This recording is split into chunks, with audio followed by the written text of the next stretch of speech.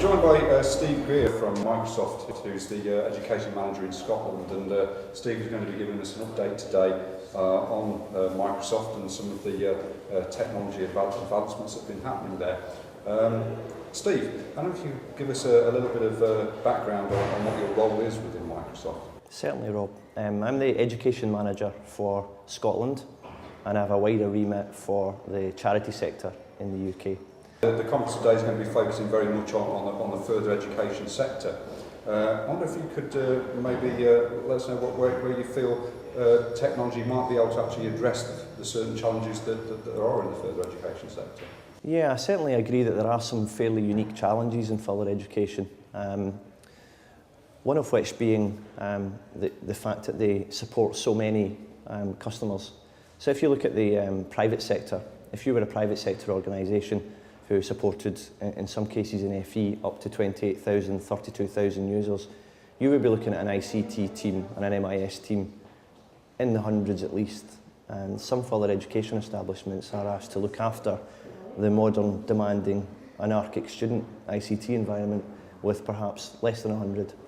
And there's certainly an opportunity there for management technologies, consolidation technologies, and even software being offered as a service instead of an infrastructure type product. So certainly there are many unique challenges, but there are many that can definitely be overcome by the effective use of ICT and the right products in the right places. Quite a few major launches within the Microsoft portfolio coming up. We've just seen the release of Windows 7, and next year we'll be seeing the release of Office and SharePoint 2010. I wonder if you could maybe give us an update on where you think that those technologies are taking us and some of the exciting things they will have to offer. Oh, it certainly has been a busy time for Microsoft.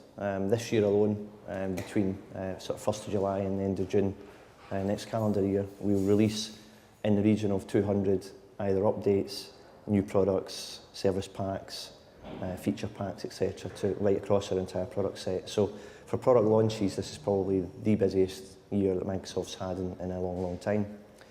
I think the most exciting developments are in the area of the choice offered between on-premise, partner-hosted, and what you would effectively call cloud computing. So with the release of Office 2010 next calendar year, at the same time we'll release the ability to run Office as a cloud application.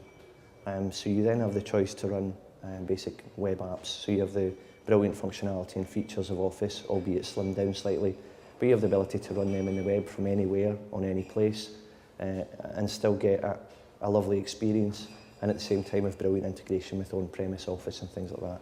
So that's really exciting. If we widen that a little bit further to the fact that Microsoft as a company are moving in a big way towards offering our software in a services model. So there really is a move towards, certainly in the commodity areas of IT, such as what you would consider commodity, for example, email and collaboration space with SharePoint, for example, there's a move towards actually we'd just like to buy that service as opposed to run it on an infrastructure basis on our own. We'll save heating, electricity, data centre, environmental concerns by passing that service or passing that technology and purchasing it as a service. So Microsoft, as we'll see in the presentation later today, are investing billions in the infrastructure required to support that drive. And certainly you'll see some of the videos today. It's a fascinating area with incredible take-up and certainly very relevant in the further education space. Well, thank you very much for that, Steve. That's certainly exciting times. We look forward to hearing a bit more about that in your presentation later on today.